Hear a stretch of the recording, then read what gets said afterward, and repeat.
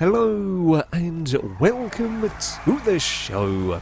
Today we are going to be talking about Survive the Hunt 15 because, well, quite a lot of interesting things went on in this one. It's not the closest I've got to winning. We did pretty well. It did pretty well in this. I tried to be a little brave and in the end got a little bit too brave.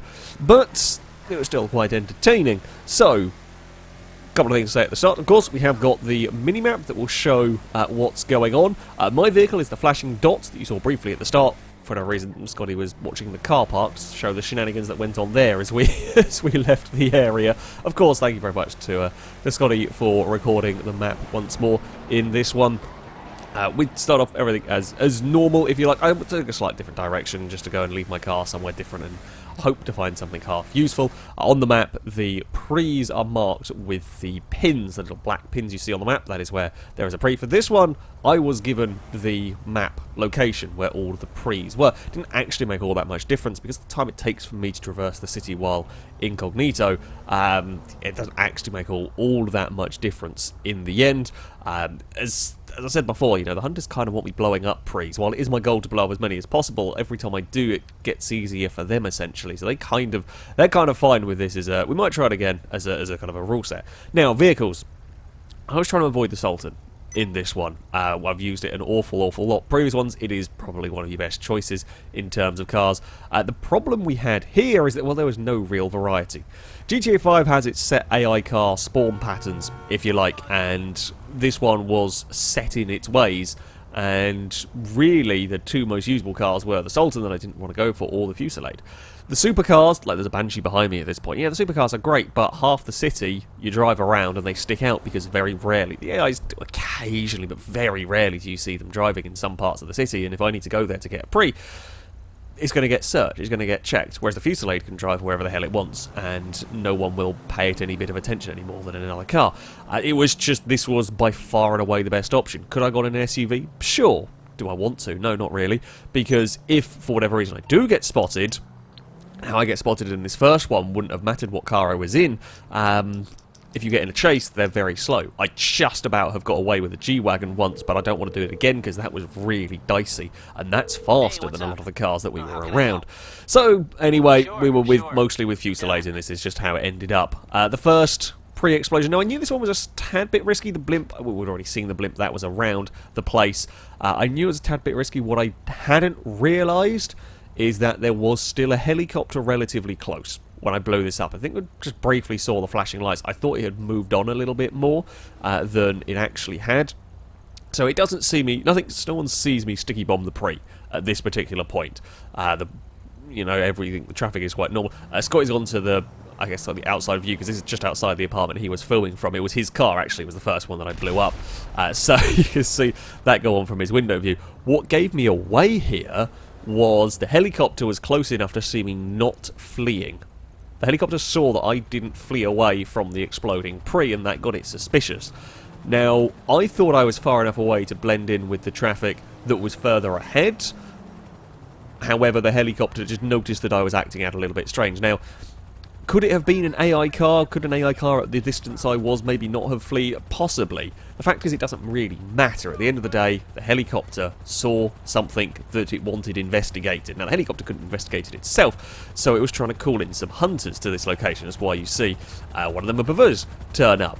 The problem is, quite difficult for the helicopter to give instructions in all of this, and there's quite a lot of Fusillades around here as well. So there is some confusion amongst the hunters. Now, the helicopters are trying to guide them over here.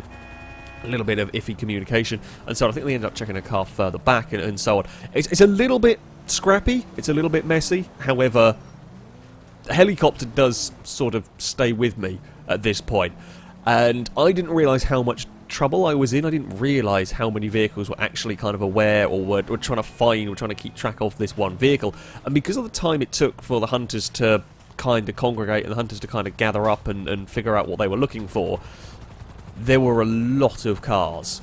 There are a lot of cars, a lot of hunters in a very, very small part of the city. So when they do figure out the one they need to be checking, that's when things get a little bit wrong. Now, I was tempted to try, I was going to try the play dead on that first crash. However, I realised as I was trying to bring the car to a halt, I'd pinged the brake lights on, and slightly reversed. Now, the driver of the ingot hadn't actually seen that. I might have got away with it, but I wasn't to know that. I wasn't to know that at the very start of a Survive the Hunt. Once I pinged the reverse lights, I thought, you know what, we're gonna have to go with it. But you can see on the map. Now, I never realised while we were in this chase just how many cars they had behind me. That's a lot of vehicles, and that was because they were getting cars over to that location early on. I made a silly driving error there. That was my goofy driving. I mean, I kind of realised a little bit as we spun around. I got pinged by the ingot as well, although no terrible harm done there. The helicopter tried to pit maneuver us, but didn't quite get that one working either. There were a lot of cars very, very close by when that chase started. Now, a lot of cars can sometimes be a little bit of the hunter's undoing as well. So many cars trying to give chase can actually trip over one another, but you know, when they've got helicopters in the sky able to give directions, if they do trip over one another, they don't generally have too much problem managing to rejoin the chase. This was not ideal, and as you can imagine, and as you saw, the chase went on for quite a while. And while it did spread out from time to time, you know, we got moments where I only had perhaps a couple of cars on my tail. They were trying to direct, but you can see they were trying to direct cars to different parts of the map depending on what way I turned. They've got a car going up north here to potentially try and cut me off. Actually, if it had gone, if it does, there we go, it gets itself back on the right way. It sits on this way. They've got cars going the other way around the golf course in case I went that way. That's a little bit clever. It's more difficult, a lot more difficult to organise. The car above me happens to take the wrong turning and missed where I was going. If it works, it's very effective. Difficult to organise, though. For me, I almost did an incredible sneaky manoeuvre through traffic. I mean, I got away without being pinned in the corner. As I spun round, it was just sort of blocked in by various cars. A whole horde of them are rushing towards me. They don't quite have time to get themselves in position. But it was proving very, very tough when I got that size group of vehicles, that number of vehicles. And we're now back once more to having a really long line of cars behind me, still with helicopters. And this is the difficulty you come across, is that how do I shake a helicopter while trying to shake that huge group of cars? I talked about this during the actual hunt, and I'll mention it again because it is very, very important. What you do to shake a helicopter, I can't do when there's that many cars behind me. I can't play silly buggers with bridges, with alleyways so much, because someone will torpedo me. Somebody will get us blocked in an alleyway if I'm not careful. I was having to try and use, there's a blimp around of course as well, naturally. The terrifying sight of Survive the Hunt is that massive bloody blimp. The only thing that I could do, and I was lucky here, is that I managed to just pull far enough away. I managed to get just a little bit of a lead. I think one of the hunters might have had a crash, and that meant that the cars didn't see me. The cars didn't see exactly where I was going at this moment in time, and the helicopter couldn't follow me. This is about one of the best places I can lose a helicopter, because there's so many different ways I could ping in and out of this part, and the cars had lost me. The helicopter didn't know which way I was going to come out of all of this. While there was a bit of a moment that could have been iffy there, jumping across the top of the car park, because I wasn't undercover. Once I had got fully under the car park, and the helicopter had lost me, I was relatively safe. I mean, that was basically the best I could have done there. Helped by, you know, a mistake being made, just giving me that little bit of leeway. Of course, they know where I was. They know I'd gone under that kind of motorway section, that tunnely area. They knew I was in that area, so naturally everyone is searching this particular part of the map. The helicopters know I was around here somewhere. Now, I get very lucky on 3 counts. First of all, Liam, who ends up driving up towards me, no one knew his location. So when I shot Liam, no one had known where he had gone. If I'd actually got into his car and driven out like I had planned, I might have got myself in more trouble, although I did figure the Sultan was quite quick. In the end I was set to sort of passenger only. So no one knew where Liam was, so when I killed him it didn't matter. I wasn't to know that, but that was the case. Second of all, that this is a pretty damn large area. There's a lot of different routes that I could have used to escape, which is part of the reason why it was so effective, because there were so many different tunnels, so many different alleyways, avenues I could have gone. And third of all, they did end up chasing an AI car. There are plenty of other fusillades around, and I think they ended up going after another white fusillade that was heading off, and then realised it wasn't me. By that time it was... I say by that time it was too late. Yes, technically I hadn't moved from where I was, but they weren't to know that. There comes a point where, you know, they have to go looking elsewhere because they're going to have expected me to have moved on. As you can see by this point now, the only dot on the map was Liam having respawned, and he was now out of the event, so it didn't matter. You can see how far they've now spread out because they're expecting me to have gone. This sort of hiding and sneaking won't necessarily always work if I do it too often, but in that instance it did.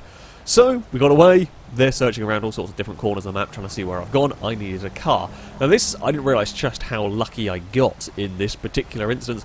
So, we ended up having to go for a Futo with nothing else sort of quick to grab off of the road.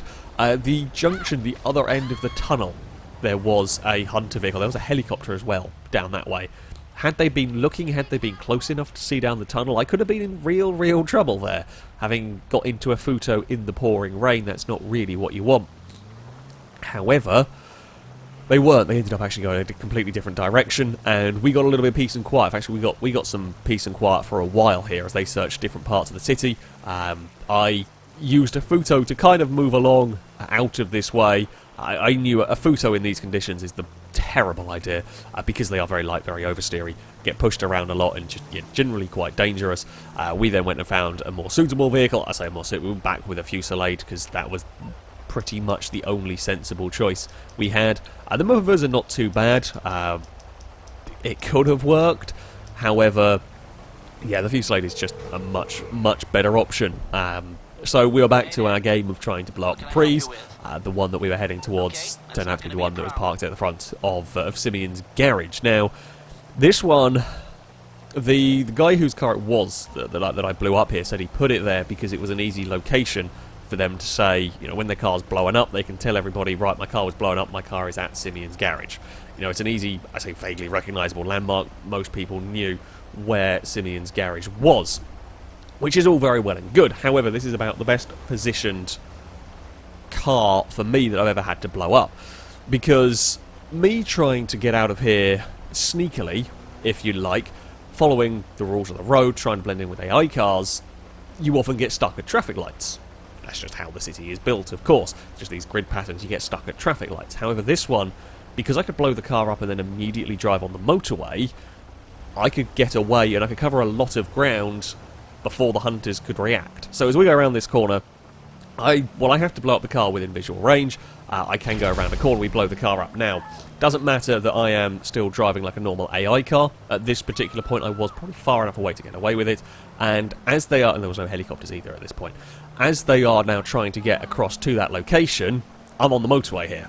We're not stuck in traffic lights. We're not stuck having to be slow, and we can get up here, drive along our merry way and get across half the city before they can get across to the dealership. Well, I say before, they can get to the dealership, you can see them all swarming that location. They're trying to figure out why I've gone, but I'm not stuck in traffic anymore. So, while it was a good idea, place it somewhere that's an easy recognisable landmark, for me, worked very, very well. It was easy to get away, it was easy to cover a lot of ground.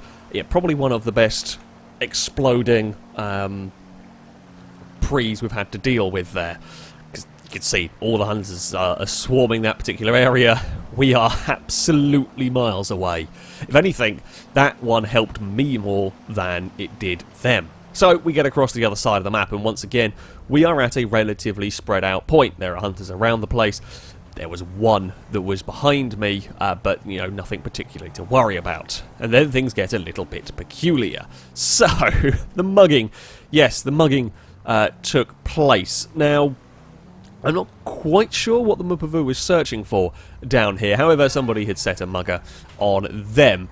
Now, the mugger, weirdly, carjacks the person first. Then, while the person's trying to get the car back, the mugger from inside the car actually then completes the mugging, steals stuff out of the window, and then knocks the person over. Not only was it a peculiar, weird mugging, but they then ran off with the car, and all the hunters were far too busy being distracted by that. I mean, I was unbelievably lucky that they were not paying attention to me, really, in all of that, because of just the weirdness going on. Now, so this is from one of the hunters' perspective, actually, sort of the game clip for this one. Now, they are just heading along minding their own business when they hear Chris is in trouble up here with the Mupavu. Now, they all stop naturally to watch the weird mugging going on just because it was funny. And I am there in that fusillade. That's me in the fusillade, sat there, but no one's looking at that car because everyone's looking at what's happening with the Mupava, the mugging that goes on. There's plenty of AI traffic. Hell, there's a fusillade alongside me, so that all goes on. Now, the only slight issue with this was while they weren't bothered with me, because there was weirdness going on, because there was funny mugging happening up at that part of the map, just people ended up congregating up this way. And that's what gave me some trouble, because I was trying to blow up some prees. There were about 3 prees around in this vicinity. I was hoping I might be able to try and get at least a couple of them, because we were starting to get towards the end of the time. However, it just so happened that hunters were around this area. A big old crash with some of them in the junction. Now, I was just trying to mind my own business in here. I was just trying to get off the junction, mind my own business, and stay out of the way. I don't know whether the Futo actually slightly recognised my character or was just checking fusillades because they were a popular choice. I'd used one before, and this is when we try and play dead. Now, it works to an extent. You beat the horn initially, you crouch down, pretend you're dead. And plenty of people are saying, why didn't I hold the horn down while playing dead? The reason is the animation won't let you do it. So the animation won't let you hold the horn down and crouch. The horn pressing animation will overwrite the crouching one, so you have to just do the crouching. Now, the cars left me alone. It had worked for the cars. I'd played dead, I was getting ready to try and set off again. The problem is that there was a helicopter happened to be seeing. Now, could I have moved at this point? Sure, I could have done. What I wanted to do was have the helicopter think I was dead as well. It didn't quite work out. I was hoping, much like the cars had left me alone, if you can see how far away the cars have gone, much like the cars had left me alone, I was hoping the helicopter would as well, but sadly it didn't. I should have been cleverer, I should have gone it, I should have reversed. The annoying thing is, I pushed my luck. I was trying to see, I was hoping that holding my nerve would do the trick because they wouldn't expect it. I should have either J-turned or gone forward straight away. As it was, I kind of dallied a bit, and that gave them enough time to get out of the helicopter and shoot me quickly. I hoped I had a little longer time to get out or to drive away, but then I got a very good shot having got out of the helicopter, and I was a little bit slow with my getting away. It was brave. It was a rather bravery to try that one. I just had hoped I wouldn't have expected it, and yeah, I could pull that one off. It very nearly worked. The cars left me alone. Apparently, the pilot, my character, ever so slightly moved. I don't know whether it's sort of breathing, or sort of like shuffling in the seat animation or something, ever so slightly. They were just there long enough to recognise that it wasn't a dead AI, and I couldn't quite have got away fast enough, or I left it too late to get away. It was worth I say it was worth a try. It very nearly worked. It was very nearly an incredibly spectacular way.